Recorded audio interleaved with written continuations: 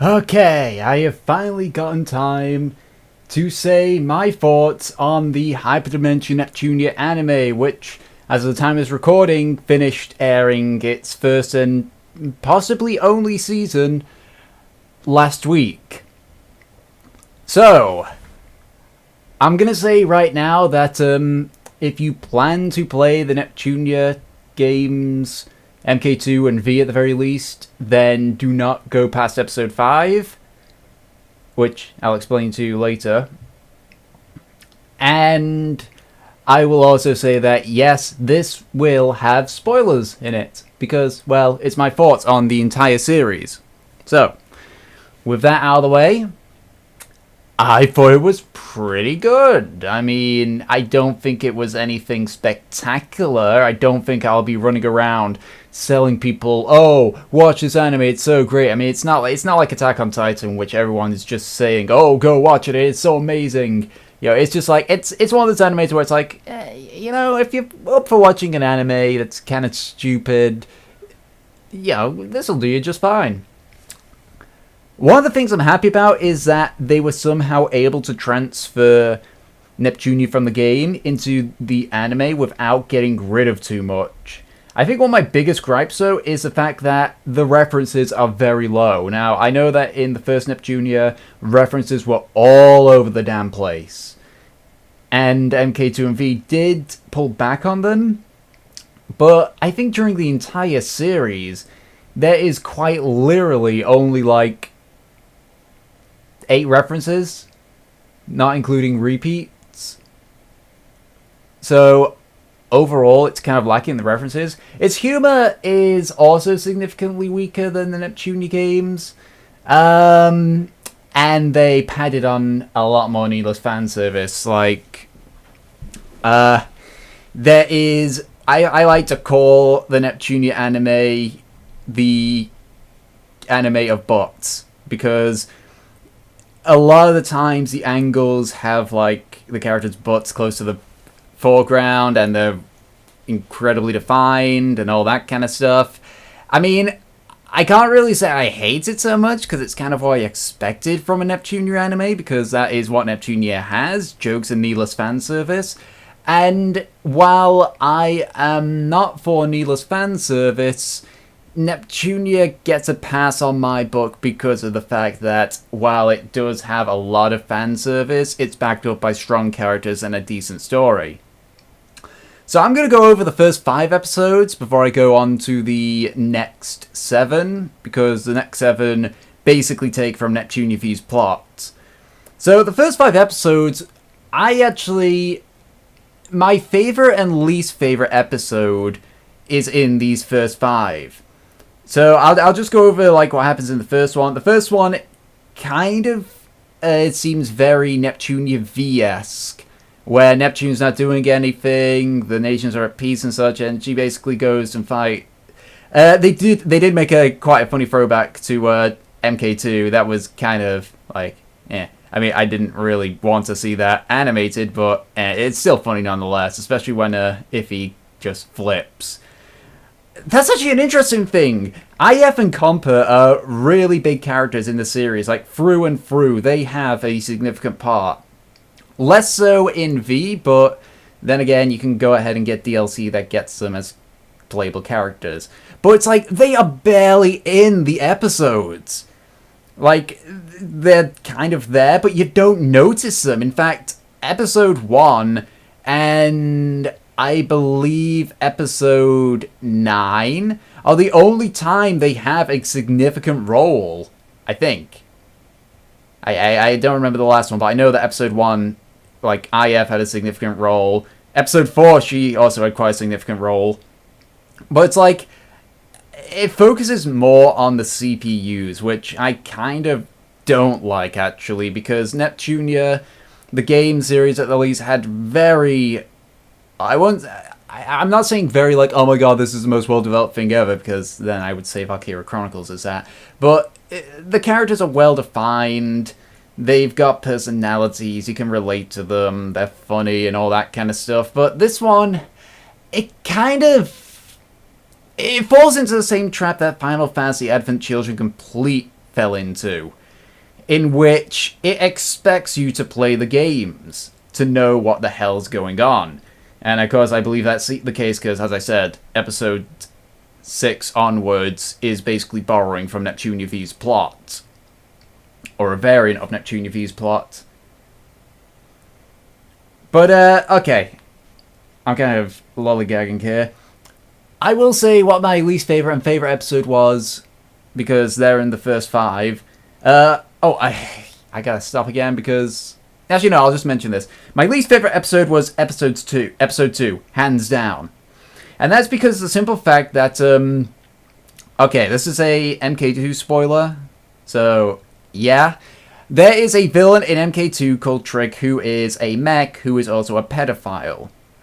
And he enacts his rather sickening fantasies, which thankfully only go as far as licking Ram and Rom all over. But that's off screen, so it can be toned down from your imagination. This is on screen. I do not like at all. So, yeah, that's the entire reason why I hate episode 2. Also, it kind of just lollygag there. I mean, I know a lot of people are going to say, oh, what about episode 8, which they deliberately said was a fan service episode. That was the same dumb shit that Neptunia has. But it's also the fact that that's the only time we see Trick. I mean, it's like, why couldn't they brought back, like, Brave or George or hell, why don't they just add copy-paste? I would have loved to see copy-paste there because he's just so over the top. But, I don't know, it's just one of those things. My favorite episode was episode 5 because, despite what many of you, like, I know there's probably people here who are going to spoil themselves, even though they probably are thinking of watching it, or they just don't give a shit. But, contrary to what you may think, the Neptunia series can get pretty fucking dark. Okay? I am going to spoil the worst ending in Neptunia MK2 right now, so if you don't want to hear this, then just skip ahead or just stop watching, because I'm going to tell you right now, they can get fucking dark. At the end of MK2, there is an ending called the Conquest ending. What happens in it is that Nepgear, in order to try and beat Arthur, finds this mythical sword that becomes powerful from the blood of the goddesses. Now, I know a lot of people probably who think that this game is over-sexualized think of it means in a sexual way. No. She actually has to go and kill every single goddess and every CPU candidate, including Uni, Ram, Rom, Vert, just all that. And then when it's only Neptune and Nepgear, Neptune requests that she kill her. And it's just... it gets dark. I mean, I hate that ending with an undying passion. And it does something relatively similar. It gets incredibly dark in episode 5. And I honestly enjoyed it because of that. I love a dark story, but it's just... I guess it's maybe because I got over the shock of MK2's bad ending, but it's amazing how dark this series can go. Like, these guys, like, you'd think it'd be like Platinum, where it's like, oh, we can do over-the-top really fucking good, or Suda51, where it's like, weird. But these are like, yeah, we can be over-the-top and weird, but we can also be serious if we want to. And they prove that. So, yeah. Overall, I like the first 5 episodes. I like to call that the R4 arc. Episode 6, actually, episode 6 is entirely based off a completely random and, quite frankly, stupid scene from Neptunia V. So that was interesting. I mean, it was kind of funny because it is rememberable for how absolutely absurdly stupid it is, but at the same time, I'm just like, really? You're going to dedicate an episode to something that serves absolutely zero purpose? But episode 7 and onwards, minus episode 8, which is a fan service episode, quote-unquote fan service, it's actually funny. They kind of take the mickey out of fan service episodes, actually, but, you know. It was overall just a variation of the Neptunia V plot. Instead of Neptune going over to the other dimension, it's Plutia, and the aim is to get Plutia and Pishi back. Pishi turns into Yellowheart as expected. Anoidef is there, Ray's there. The interesting thing, though, is, and this is why I think that it's going to be more than 2 seasons, is in Neptunia V, There are 2 of every characters, 1 in each dimension. Or at least it's believed so.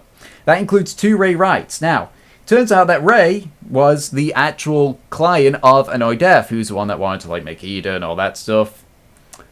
But the thing is that it's clearly obvious that it's not the Ray from that universe. It's from the other universe that Plutia comes from. But we never see that one. Instead, we get Ray becoming the main villain. You know, that universe Ray becoming the main villain. And it honestly actually gets to a pretty intense climax. My one complaint, though, is that my one complaint with that franchise series, or that arc, is, yeah, the action isn't really brushed upon.